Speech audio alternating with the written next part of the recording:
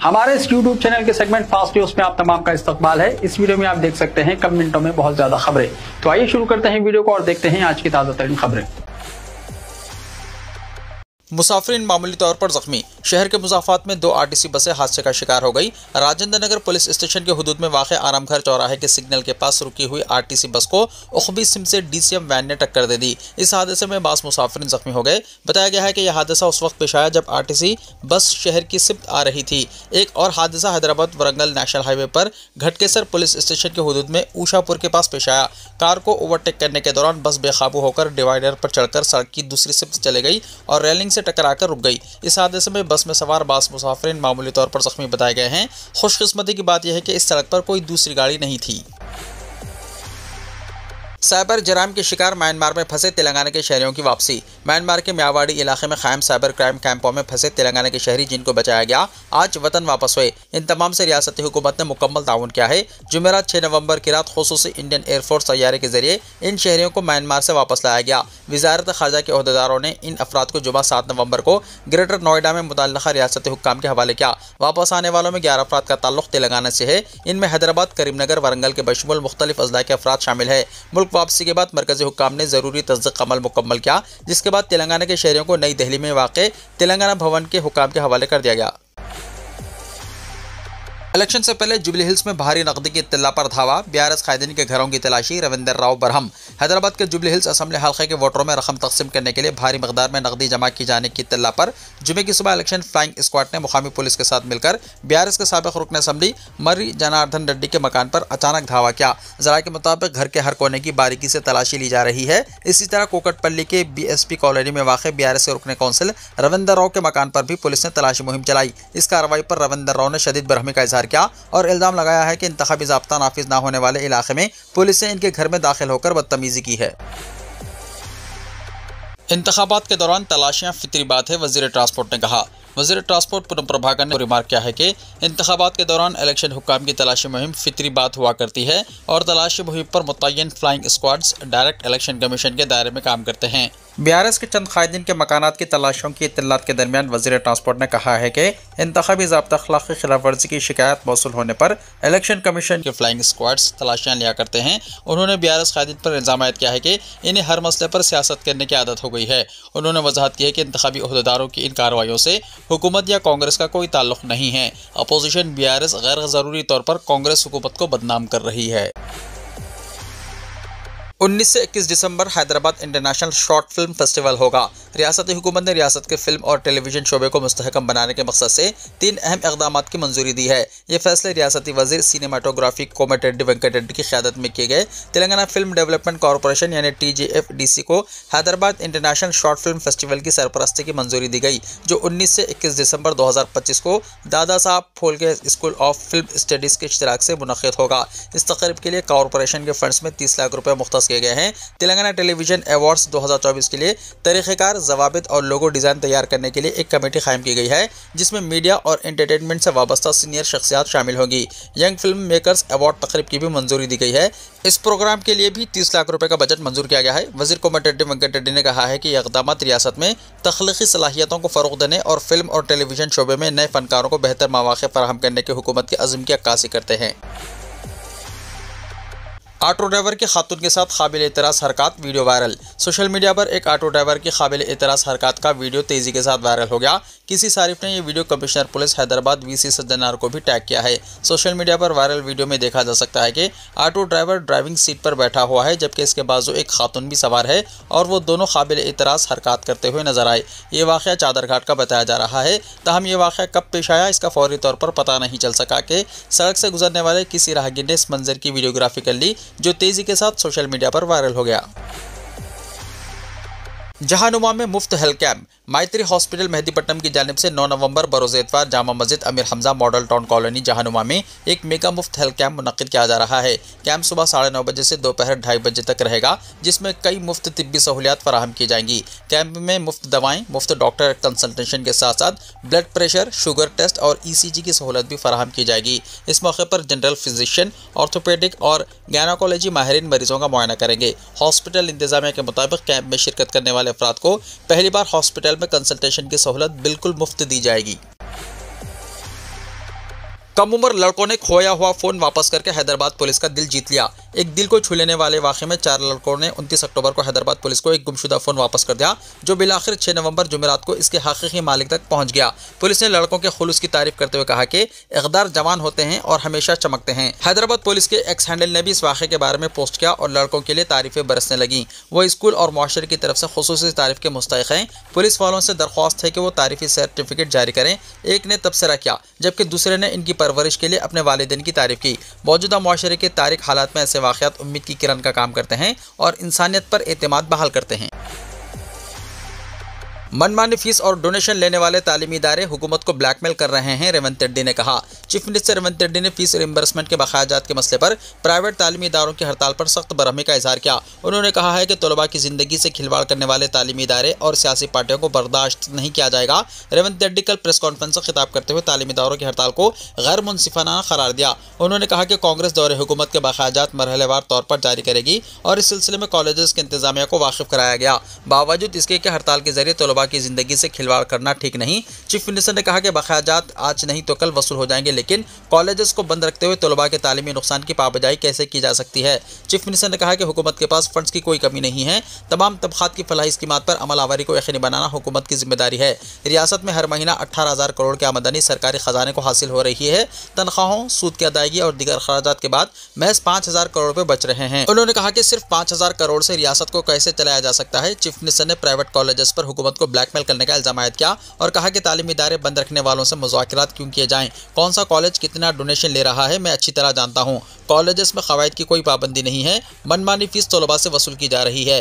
तालीम कोई तिजारत नहीं है, बल्कि इसे समाज की खिदमत तस्वुर करना चाहिए। चीफ मिनिस्टर ने कहा कि सियासी कायदीन की आड़ में तलबा के साथ खिलवाड़ करना ठीक नहीं। उन्होंने कहा कि प्राइवेट कॉलेजेस मनमानी फीस में इजाफा करते हुए हुकूमत से फीस रिम्बर्समेंट का मुतालबा कर रहे हैं। कॉलेजेस की इजाज़त के सिलसिले में कई बेकायदियाँ की गई। उन्होंने सवाल किया कि कॉलेजेस इंतजामिया क्या हुकूमत को ब्लैकमेल करेगा। उन्होंने कहा कि बीसी लीडर आर कृष्णैया और मुंदा कृष्णा मादेका भी तालीमी इदारों के जाल में फंस चुके हैं। चीफ मिनिस्टर ने कहा कि मैं तमाम तफसीलात देने के लिए तैयार हूं। 4 महीने तक हुकूमत चलाकर दिखाएं। चीफ मिनिस्टर ने हड़ताल पर बरहमी का इजहार करते हुए इंतबाह दिया कि इस तरह का तमाशा करने वालों को बख्शा नहीं जाएगा। हुकूमत मरहलेवार तौर पर बकायाजात जारी करने के लिए तैयार है, लेकिन तलबा के लिए मुश्किलात पैदा करना नाकाबिले बर्दाश्त है। चीफ मिनिस्टर ने इंतबाह दिया है कि आइंदा साल कॉलेजेस तलबा से कितना डोनेशन हासिल करेंगे हुकूमत देखेगी। डोनेशन लेने वाले फीस का मुतालबा ना करें। जुबली हिल्स ज़िमनी इंतखाब, दफातर और इदारों के लिए 3 दिन छुट्टी का ऐलान। जुबली हिल्स असम्बली हल्के के ज़िमनी इंतखाब के पेश नज़र हैदराबाद ज़िला इंतजामिया ने इन दफातर और इदारों में जहां पोलिंग स्टेशन और वोटों की गिनती के मराकज़ कायम किए गए हैं, 3 दिन तनख्वाह के साथ छुट्टी का ऐलान किया है।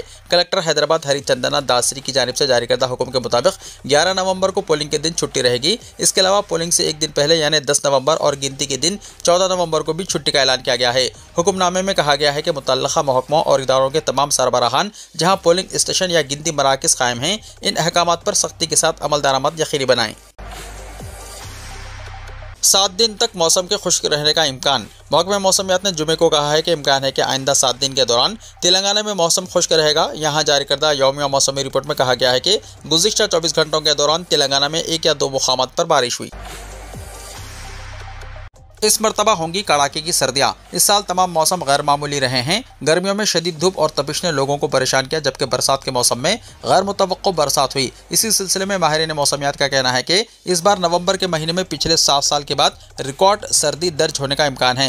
पहले ही रात के वक्त सर्दी की शिद्दत बढ़ चुकी है और लोग काँप रहे हैं। आने वाले दिनों में ये सर्दी मज़ीद बढ़ने के इम्कान हैं। इस सिलसिले में महकमा मौसमियात ने इंतबाह भी जारी किया है। हाल ही में आंध्र प्रदेश के साहिल से टकराने वाले बोंथा तूफान के असर से शुमाल मशरक़ी मानसून की सिमत मुकम्मल तौर पर बदल गई है।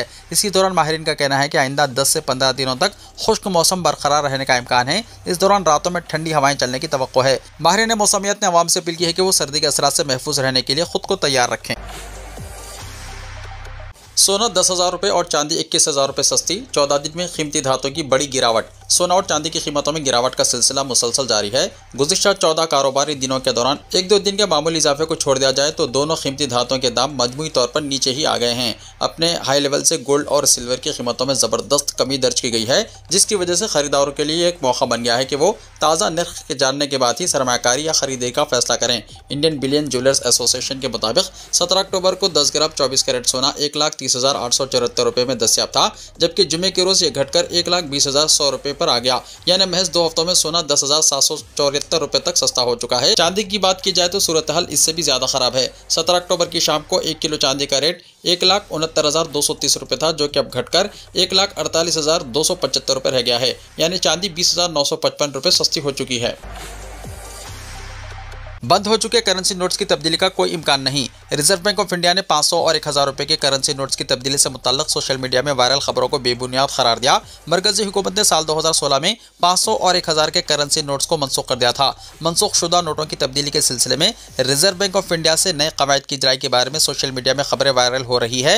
मरकजी हुकूमत ने इस सिलसिले में वजाहत करते हुए कहा कि मनसूखशुदा करेंसी नोट्स को तब्दील करने का कोई इम्कान नहीं है। सोशल मीडिया में वायरल होने वाली खबरें बेबुनियाद हैं। PIB फैक्ट चेक ने इन खबरों को गुमराहकुन करार दिया। RBI की जानिब से नोटों की तब्दीली के सिलसिले में कोई ऐलान नहीं किया गया। अवाम मज़ीद तफसीलात RBI की वेबसाइट rbi.org.in से हासिल कर सकते हैं।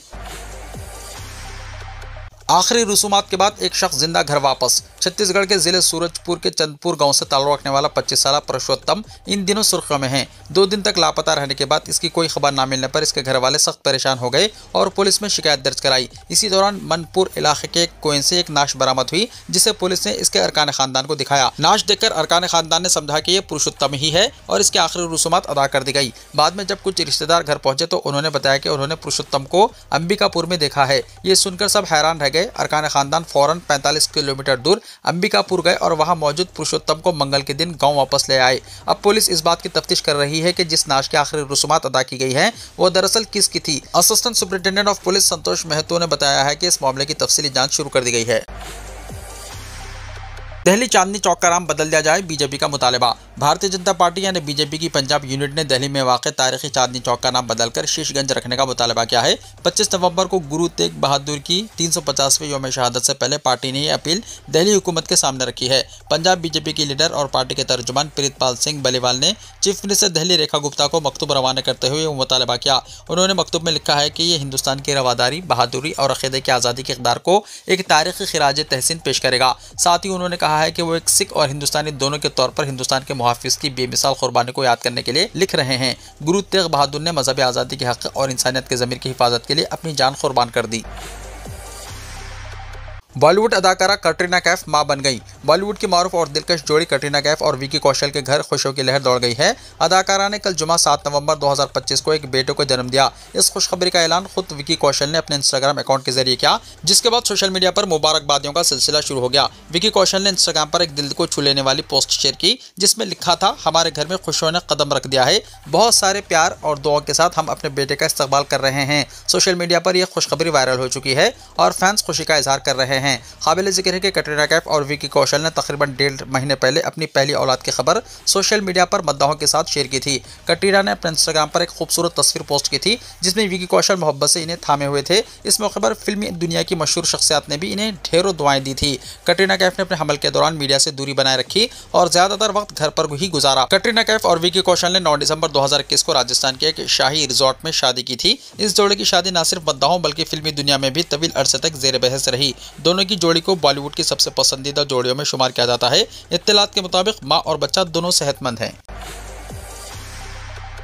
अखिलेश यादव से आजम खान की मुलाकात, बिहार की इंतखाबी मुहिम में हिस्सा लेंगे। समाजवादी पार्टी के लीडर और रामपुर के साबिक MP आजम खान ने जुमे के रोज लखनऊ में अखिलेश यादव से मुलाकात की। जेल से बाहर आने के बाद आजम खान और अखिलेश यादव की ये दूसरी मुलाकात थी। मुलाकात के बाद जब मीडिया ने इनसे गुफ्तगू के बारे में सवाल किया तो उन्होंने कहा कि हमने हाल दिल कहा। कुछ उन्होंने कहा, जाहिर है जब दो सियासत में काम करने वाले लोग मिलते हैं तो सियासी बात भी होती है। समाजवादी पार्टी के स्टार कैंपेनर्स की फहरिस्त में नाम होने के बावजूद अब तक बिहार में मुहिम के लिए ना जाने के सवाल पर आजम खान ने कहा, मैं जाना चाहता हूं लेकिन गैर महफूज माहौल में नहीं जाना चाहता, जंगल राज में नहीं जाना चाहता। आजम खान ने आगे कहा, वो मुल्क के बादशाह हैं तो अपनी बादशाहत और अपने सियासी मुस्तकबिल के लिए अपनी कुर्सी का इस्तेमाल करेंगे और इन्हें करना भी चाहिए। जब अखाड़े में पहलवान उतरता है तो हर पहलवान जीतने के लिए ही उतरता है। हम भी कहीं दूर खड़े हैं, देखना यह है कि हम लंगोट के साथ लड़ेंगे या बगैर लंगोट के। आवारा कुत्तों को रोकने के लिए अवामी मुकामात पर बाड़ लगाने सुप्रीम कोर्ट का हुक्म। कुत्ते के काटने के वाकयात में तेजी से इजाफे के पेश नज़र सुप्रीम कोर्ट ने आवारा कुत्तों को रोकने के लिए हर तालीमी इदारे, अस्पताल, public sport complex, bus stand, depot और रेलवे स्टेशन पर बाड़ लगाने का हुक्म दिया है। जस्टिस विक्रमनाथ, जस्टिस संदीप मेहता और जस्टिस NV अंजारिया की बेंच ने यह हुक्म आज आवारा कुत्तों से मुताल्लिक अस्खुद नोटिस के मामले में दिया। अदालत ने हिदायत दी है कि बल्दी इदारे वक्तन फवक्तन ये यकीनी बनाने के लिए मुआयना करें कि ऐसे इहाते आवारा कुत्तों से खाली हों। सुप्रीम कोर्ट की बेंच ने आवारा कुत्तों को खुलेआम खाना खिलाने पर भी पाबंदी आयद करते हुए इनको खाना खिलाने की जगह बनाने की हिदायत दी। बेंच ने केस के दायरेकार को दिल्ली कौमी दारुल हुकूमत इलाके से आगे तक बढ़ा दिया और इसे पूरे हिंदुस्तान में लागू किया गया। हुक्म की तामील को यकीनी बनाने के लिए तमाम रियासतों और मरकज़ के ज़ेर इंतज़ाम इलाकों, बल्दी इदारों और म्यूनसिपल कॉरपोरेशन के मवेशी परवरी के महकमों के सेक्रेटरीज को फरीक बनाया गया था। बेंच ने यह भी कहा है कि वो इस मामले पर कौमी पॉलिसी बनाने के लिए हाई कोर्ट्स में ज़ेर इल्तवा इसी तरह की दरख्वास्तों को सुप्रीम कोर्ट में मुंतकिल करेगा। साल 2025 के गर्म तरीन सालों में शामिल होने का इम्कान। अक़वाम मुत्तहिदा के माहिरीन मौसमियात ने खबरदार किया है कि साल 2025 मुमकिन तौर पर दुनिया की तारीख के गर्म तरीन सालों में से एक हो सकता है। आलमी इदारे के मौसमियाती इदारे की रिपोर्ट के मुताबिक जनवरी से अगस्त 2025 के दौरान आलमी दर्जा हरारत सनती इनक़लाब से पहले के दौर के मुकाबले में 1.42 डिग्री सेंटीग्रेड ज़्यादा रिकॉर्ड किया गया है। ये इजाफा पेरिस मुआहदे में तय करदा हदफ के करीब पहुँच चुका है, जिसके तहत आलमी हिद्दत को 2 डिग्री से कम और तर्जहन 1.5 डिग्री सेंटीग्रेड तक महदूद रखने का वादा किया गया था। अमेरिका के पास इतने एटमी हथियार मौजूद है कि वो पूरी दुनिया को 150 बार तबाह कर सकता है। ट्रंप का हैरानकुन इंकशाफ। अमेरिका के साबिक सदर डोनाल्ड ट्रंप ने एक हैरानकुन इंकशाफ करते हुए कहा है कि अमेरिका के पास इतने एटमी हथियार मौजूद है कि वो पूरी दुनिया को 150 बार तबाह कर सकता है। ताहम वो एटमी हथियारों के खात्मे के हामी हैं और इस सिलसिले में रूस के सदर व्लादिमीर पुतिन और चीन के सदर शी जिनपिंग से बातचीत भी कर चुके हैं।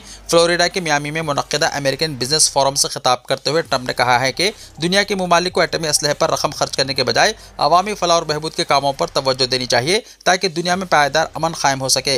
उन्होंने कहा कि हम अमन के करीब पहुंच चुके हैं। दुनिया भर में कई खुफिया जंगें हुई जिनके बारे में अवाम को इल्म नहीं, मगर अब वो ख़त्म हो चुकी हैं। ट्रंप ने इस बात की भी तस्दीक की है कि 3 दहाइयों बाद अमेरिका दोबारा एटमी तजर्बात की तैयारी कर रहा है, जबकि पाकिस्तान, चीन और रूस समेत कई ममालिक एटमी सरगर्मियों में मसरूफ़ हैं। इनका कहना था कि हमारे पास रूस और चीन से ज़्यादा एटमी हथियार हैं और इससे दुनिया को 150 बार तबाह किया जा सकता है, लेकिन मैं चाहता हूं कि तमाम ममालिक एटमी हथियारों का खात्मा करें। अलबत्ता उन्होंने ये नहीं बताया कि अमेरिका कब और कहां ये नए एटमी तजर्बात अंजाम देगा। स्कूल की मस्जिद में जुमे की नमाज के दौरान धमाका, दर्जनों तलबा जख्मी। इंडोनेशिया में दहशतगर्द वाक़या। इंडोनेशिया के दारुल हुकूमत जकार्ता में जुमे की नमाज के दौरान एक हाई स्कूल के अहाते में वाक़ मस्जिद में धमाके से दर्जनों अफराद जख्मी हो गए। जकार्ता की पुलिस कमिश्नर आसिफ एडी सोहरी ने एक प्रेस कॉन्फ्रेंस में बताया कि धमाके के बाद 54 अफराद को हॉस्पिटल में दाखिल किया गया, जिनमें से 20 को मामूली और 20 को शदीद चोटें आईं, जबकि कुछ अफराद झुलस भी गए हैं। हुक्काम के मुताबिक 3 अफराद की हालत तशवीशनाक है और 17 को मामूली जख्म आए हैं। कई जख्मियों को इब्तदाई तिब्बी इमदाद के बाद डिस्चार्ज कर दिया गया। ये वाक़या शुमाली जकार्ता के कल्पा गार्डिंग इलाके में पेश आया, जहां पुलिस ने धमाके की तहकीकात शुरू कर दी है और बम डिस्पोजल स्क्वाड को भी तलब कर लिया गया। वीडियो को लाइक शेयर कीजिए और हमारे इस YouTube चैनल को सब्सक्राइब करते हुए इसके बेल आइकॉन को भी प्रेस कर लीजिए ताकि हर आने वाली वीडियो का नोटिफिकेशन सबसे पहले आपको मिलता रहे।